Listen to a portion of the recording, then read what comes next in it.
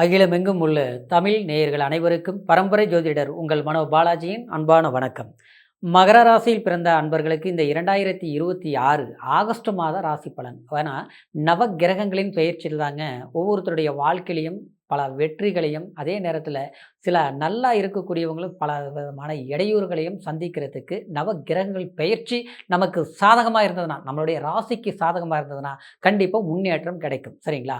அப்போது இந்த ஆகஸ்ட் மாதம் இந்த நவ கிரகங்களின் பெயர்ச்சி சரிங்களா, நம்மளுடைய ராசிக்கு எப்பேற்பட்ட ஒரு பலன்களை கொடுக்குது அப்படின்னா, நம்மளுடைய தொழில், குடும்பம், பொருளாதாரம், எதிர்பார்க்கக்கூடிய ஒரு நல்ல விஷயங்கள் எல்லாமே நம்ம சக்ஸஸ் பண்ணிக்க முடியுமா அப்படிங்கிறத பற்றி தான் இந்த பதிவில் பலன்களை இப்போ நம்ம பார்க்க போகிறோங்க. ஃபஸ்ட் டைம் பார்க்குறவங்களா இருந்தீங்கன்னா சப்ஸ்கிரைப் பண்ணி பெல் பட்டன் அழுத்தி ஆல் ஆப்ஷன் கொடுங்க. மகரம், சனி பகவானுடைய ஆதிக்கத்தில் பிறந்தவங்க காலபுருஷ தத்துவத்தில், அதாவது யோகம் கொண்ட, அதாவது கர்மஸ்தானம் சொல்லக்கூடிய உழைப்பாளிகளின் வர்க்கத்தில் பிறக்கக்கூடிய ஒரு அற்புதமான ராசி தான் மகர ராசி. இந்த மகரம் உழைக்கிறதுல சலிக்கவே மாட்டேங்க. அதே நேரத்தில் அவங்க கொடுப்பாங்க, இவங்க கொடுப்பாங்க, அடுத்தவங்களால தான் நான் வாழணும் அப்படிங்கிற எண்ணமும் உங்ககிட்ட எப்போவுமே இருக்காது. அதே சமயம் சிறு வயதிலிருந்து நீங்களுடைய உழைப்பில் தான் நீங்கள் உயரணுமே தவிர, ஆனால் அடுத்தவங்களுடைய சிறு சப்போர்ட் ஒரு நாள் நமக்கு உதவி செஞ்சோன்னா 7 நாள் நமக்கு அதில் பாதிப்பாக தான் இருக்கும். அந்த மாதிரி ஒரு ராசி மகர ராசி. ஆனாலும் சமீப சந்தர்ப்ப சூழ்நிலையில் உங்களுக்கு 2ஆம் ஸ்தானத்தில், அதாவது தனஸ்தானத்தில் ராகுவும், இந்த 3ஆம் பாவகத்தில் சனி பகவானும், உங்களுடைய ராசிக்கு 6ஆம் சத்துருஸ்தானத்தில் செவ்வாய் பகவானும் புதன் பகவானும் சஞ்சாரம் பண்ணக்கூடிய காலம். அது மட்டும் கிடையாது, 7ஆம் கலஸ்தரஸ்தானத்தில் குரு பகவான் உங்களுக்கு உச்ச நிலையில் இருக்கக்கூடிய மாதம். அந்த குருவோட சூரியன், உங்களுக்கு அட்டமாதிபதியாக வரக்கூடிய சூரியன், அதாவது 17ஆம் தேதி வரைக்கும் குருவோடைய இணைவுல சேர்க்கையில் இருப்பாருங்க. அதே சமயம் அதன் பிறகு சூரியன் பாக்யஸ்தான், அதாவது 8ஆம் இடத்துல, அதாவது ஆட்சி நிலையில் உட்காருவார். பாக்யஸ்தானத்தில் பார்த்துட்டோம்னா சுக்கிர பகவான் இருப்பார். அந்த சுக்கிரன் உங்களுடைய ராசிக்கு 10ஆம் அதிபதி. அது மட்டும் கிடையாது, உங்களுடைய ராசிக்கு 5ஆம் அதிபதி. உங்களுக்கு யோக காரகன் அந்த சுக்கிர பகவான் பாக்யஸ்தானத்தில் சஞ்சாரம் பண்ணக்கூடிய இந்த மாதம் கண்டிப்பாக சிரமங்களை கடந்து வந்தவங்களுக்கு சில வெற்றிகளை அடையக்கூடிய ஒரு மாதமாக இருக்கக்கூடிய ஒரு தருணம். எந்தெந்த விஷயம் உங்களுக்கு மேன்மையை கொடுக்கும் சரிங்களா? அதாவது உங்களுக்கு தொழில் ரீதியில் மேன்மையை கொடுக்கும். அடுத்தது புத்திர பாக்கியம், பூர்வீக சொத்து, அது மட்டும் கிடையாது, சொந்த பந்தம், பூர்வீக சொத்து மட்டும் கிடையாது, சொந்த பந்தங்கள்னாலையும் பிரிஞ்சு போனவங்களையும் விலகி போனவங்களையும் ஒன்று சேரக்கூடிய ஒரு வாய்ப்புகள் உருவாகும். 2ஆம் இடம் ராகு சஞ்சாரம் பண்ணிட்டு இருக்கிறதுனால குடும்பத்தில் கொஞ்சம் கசப்புகள் ஏற்கனவே உருவாயிட்டு தான் இருந்தது. சரிங்களா? நம்ம ஆசைப்பட்ட விஷயங்களும் சரி, நமக்கு வரக்கூடிய பணமும் சரி, பணம் பற்றாத குறையும் சரி, கடன் சம்மந்தப்பட்ட சில நெருக்கடிகளும் சரி உங்களுக்கு இருந்திருக்கு. ஆனால் அதுக்கு சில போகும் வழிகள், சில ஒரு வாய்ப்புகள், அதுக்கு அந்த பிரச்சனைகளை தீர்க்கக்கூடிய ஒரு சந்தர்ப்பங்கள் ஏதோ ஒரு மனிதர்களாலேயோ அல்லது உங்களுடைய தொழில் சார்ந்த விஷயத்திலேயோ இல்லை தூரதேசம் பிரயாணங்கள் செய்து அதன் மூலியத்தில் ஆதாயத்தை அடையக்கூடிய ஒரு வாய்ப்புகளோ உங்களுக்கு அமையும். சரிங்களா? ஆனாலும் பேச்சு வாக்கு விவாதங்கள் உங்களுக்கு இந்த மாதம் தேவையில்லை. 3ஆம் இடத்துல சனி சஞ்சாரம் பண்ணுறது அற்புதமான ஒரு பொசிஷன், வக்ரத்தில் இருக்குது. சரிங்களா? பயணங்கள் மட்டும் கொஞ்சம் கவனம். அடுத்தது பார்த்தோம்னா எதுவும் மனசில் பட்டதை அவசரப்பட்டு செய்கிறது வேண்டாம். சரிங்களா? அடுத்த ஸ்தானத்தில் சொல்ல போனோம்னா பின் சகோதரன் வர்க்கத்தில் கொஞ்சம் நெருக்கம் இருக்கக்கூடாது இந்த மாதம். சரிங்களா? இன்னொரு விதத்தில் சொல்ல போனோம்னா அந்த 3ஆம் இடங்கிறது, அதாவது விளையாட்டுத்துறை, சரிங்களா, சக்ஸஸ் பண்ணக்கூடிய ஒரு வாய்ப்புகள் உருவாகும். போட்டிகள் கலந்துக்கிட்டிங்கன்னா நீங்கள் ஜெயிப்பீங்க ஆச்சுங்களா? அது மட்டும் கிடையாது, ஒரு என்ட்ரன்ஸ் எக்ஸாம் எழுதிங்கன்னா சக்ஸஸ் பண்ணுவீங்க. ஒரு அரசாங்க துறையில் ஒரு எக்ஸாம் எழுதிங்கன்னா கண்டிப்பாக பாஸ் பண்ணிடுவீங்க. படிப்பில் கடைசி, அதாவது மார்க் எடுத்து நான் நல்லா மதிப்பெண்கள் எடுத்து சக்ஸஸ் ஆகிடுவேனா அப்படிங்கிற பயம் இருக்கிறவங்களுக்கு நான் சக்ஸஸ் பண்ணிடுவேங்கிற கான்ஃபிடென்ஸ் உங்களுக்கு கண்டிப்பாக உருவாகும். உறுதியாக இது நடக்கும். சரிங்களா? அப்புறம் உங்களுடைய ராசிக்கு, அதாவது 4ஆம் அதிபதி செவ்வாய் உங்களுடைய ராசிக்கு கரெக்டாக 6ஆம் பாவகத்தில் இந்த மாதம் முழுசாக சஞ்சாரம் பண்ணுறதுனால கண்டிப்பாக, அதாவது குடும்ப வாழ்க்கை, சொத்து சுகம், ஆஸ்தி அந்தஸ்து சம்மந்தப்பட்டது, டாக்குமெண்ட் சம்மந்தப்பட்டது கொஞ்சம் கவனமாக இருக்கணும். சரிங்களா? ரிஜிஸ்ட்ரேஷன் பண்ணுறது இந்த மாதம் பண்ணுறது அவ்வளோ சிறப்பாக இருக்காது. சரிங்களா? அது 14ஆம் தேதிக்கு அதை மன்னிக்கணும், அதை 17ஆம் தேதிக்கு பிறகு கண்டிப்பாக செய்தீங்கன்னா அது ஒரு நன்மையை செய்யும். அதன் முன்னால் ஏதாவது முடிவுகள் எடுக்கணும்னா கொஞ்சம் யோசித்து பண்ணுங்க. ஒரு அட்வான்ஸ் கொடுக்கறது, இடம் மாறுறது இதெல்லாம் கொஞ்சம் கவனத்துடன் செயல்படணும்.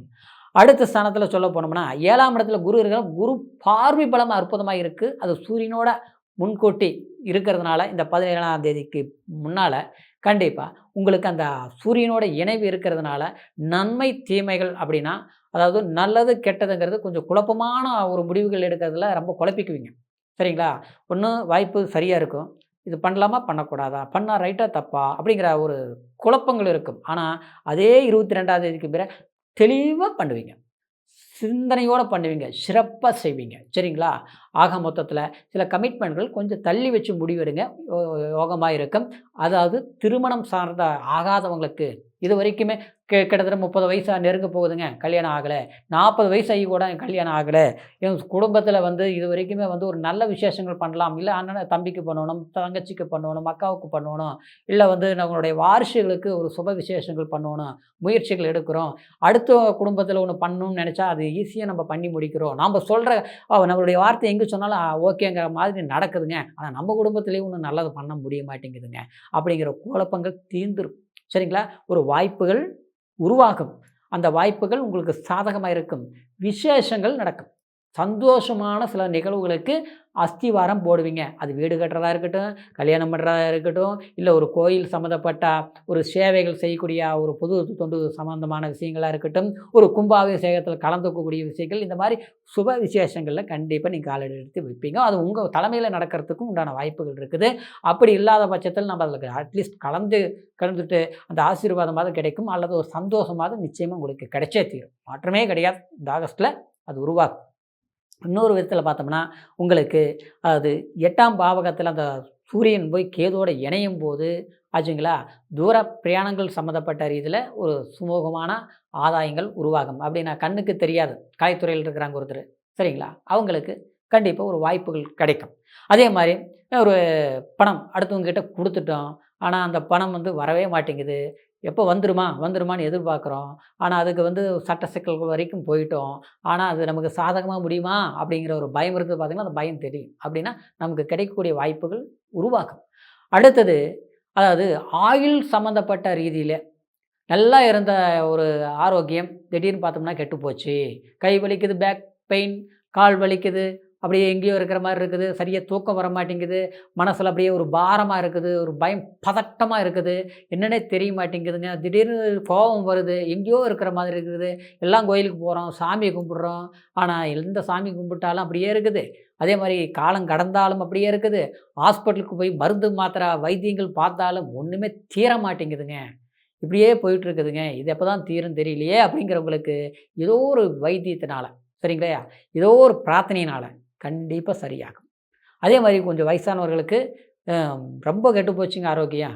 இதிலிருந்து மீண்டு வந்துருவோனா தெரியல அப்படிங்கிறவங்களுக்கு நீண்ட பூரண ஆயுள் குடுக்குற அளவுக்கு உங்களுக்கு ஒரு கான்ஃபிடென்ட் உருவாகும். ஒரு மன வலிமை, மன தைரியம் உருவாகும். அதே மாரி வந்து ஒரு வைத்தியம் பார்த்தாலும், ஒரு ஹாஸ்பிட்டலுக்கு ஒரு மருந்து மாத்திரை சாப்பிட்டாலும் கண்டிப்பா சரியாகும். ஏதோ நம்ம உடம்புல ஒரு பெரிய நோய் இருக்குதா அப்படிங்கிறதுல சிலர் பயந்துக்குவாங்க. ஏன்னா, ஏதோ ஒண்ணு போனா ஒண்ணு வந்துட்டே இருந்தா பிரச்சனை இருக்கும். நல்லா மாரி சாப்பிட முடிய மாட்டேங்குது, தூக்கம் வர மாட்டேங்குதுன்னு எப்படி போய் ஆரோக்கியமா இருக்க முடியும்? சரிங்களா? ஆக மொத்தத்தில மனசுல வந்து ஒரு பயத்த அழுத்தி வச்ச மாரி இருக்கும். அது எல்லாமே சரியாகக்கூடிய ஒரு காலமா இருக்கும். அதனால இதுக்கு வந்து நீங்க வணங்கக்கூடிய ஆலயம், சரிங்களா? நீங்க வணங்கக்கூடிய தெய்வம் என்னன்னு பார்த்தோம்னா, அதாவது தட்சிணாமூர்த்திய வணங்குங்க. குரு பகவான வணங்குங்க. கண்டிப்பா வந்து உங்களுக்கு முழுமையான அருள் கிடைக்கும். அடுத்தது பார்த்தோம்னா, முருகர வணங்குங்க. சரிங்களா? இந்த மாதத்தில சொல்றேன். ஒரு மாற்றங்கள் குடிக்கும். நல்ல விசேஷங்கள், சௌபாக்கிய அமைப்புகள் உங்களுக்கு கூடி வரும். சரிங்களா? அடுத்தது 10ஆம் அதிபதி 9ஆம் இடத்துல இருக்கிறது முதல்ல சொன்னேன். நல்ல விசேஷங்கள் நடக்கும். சிலருக்கெல்லாம் கல்யாணமாகி குழந்தையே இல்லாமல் இருக்குதுங்க அப்படிங்கிறவங்களுக்கு புத்திர பாக்கியம் கண்டிப்பா கூடி வரும். எத்தனையோ வைத்தியம் பார்த்தேன். ஹாஸ்பிட்டலா போனோம். ஆனா வந்து எங்க ஒரு விசேஷத்துக்கு போனா கூட, அதாவது உங்களுக்கு வீட்ல சொத்து சுகம் எவ்வளோ இருக்குதுன்னு யாரும் கேட்க மாட்டாங்க. ஒரு குழந்தை இருக்குதான்னு தான் கேட்பாங்க. அதே இல்லாதனால எந்த விசேஷத்துக்கு போகவே முடிய மாட்டேங்குதுங்க. வருத்தமா இருக்குது அப்படின்னு சிலர்லாம் வருத்தப்பட்டுட்டு இருப்பாங்க. சரிங்களா? நீங்க எந்த வைத்தியம் பார்க்க வேண்டியது இந்த மாசத்துல போய் அதாவது ஒரு சிறு ட்ரீட்மெண்ட் அப்படின்னா, ட்ரீட்மெண்ட்டுங்கிறது என்ன? ஏதோ ஒரு மருந்து மாத்திரை வாங்கி சாப்பிட்டாலும் ஒண்ணு, அதிலேயே சரியாயிரும். பெரிய வைத்தியம் பார்க்கவே வேண்டாம். ஒரு கோயிலுக்கு போய் நல்லா வேண்டி பிரார்த்தனை பண்ணுங்க. கண்டிப்பா தீர்ந்துரும். அதே மாரி வந்து குலதெய்வம் கோயிலுக்கு போயிட்டு வாங்க. கண்டிப்பா நடக்குது. இது 3ல ஏதாவது ஒண்ணு செய்யுங்க. கண்டிப்பா அடுத்த வருஷத்துக்குள்ள குழந்தை விளையாடும் உங்க வீட்ல. அந்த அளவுக்கு ஒரு வாய்ப்புகள் இருக்கும். அந்த பரிவர்த்தனை பண்ணுங்க. இத்தனைக்கும் இது எல்லாமே கோட்சார் அடிப்படையில நான் இந்த பலன்கள சொல்லிட்டு இருக்கிறேன். அப்போ உங்க பிறப்பு ஜனன ஜாதகத்த ஒரு முறை பார்க்கணும். ஏன்னா ஜனன ஜாதகம் தான் உங்களுடைய 5ஆம் இடம். மூல திரிகோணங்கள் முக்கியம். 1 அதாவது அ 5, 9 ஆச்சுங்களா? அதே மாரி தசம கேந்திரம் அப்டிங்கன்னா, அதாவது 1, 4, 7, 10 இது கேந்திராதிபதிகள்.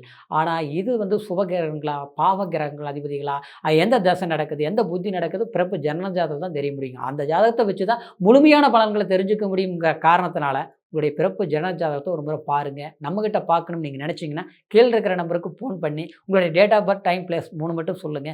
முழுமையான பலன்கள அருமையா கேட்டு தெரிஞ்சுட்டு, இனி வரக்கூடிய காலத்த சரியா எது செய்யலாம், எது செய்யக்கூடாதுன்னு டிசைட் பண்ணுங்க. அற்புதமான வாழ்க்கை, நிச்சயமா ராஜ வாழ்க்கை மகர ராசி அன்பர்களுக்கு ஏற்படும்ங்கிற ஒரு மகிழ்ச்சியோட, மீண்டும் அடுத்த பதிவுல சந்திக்கும் வரைக்கும் நன்றி, வணக்கம்.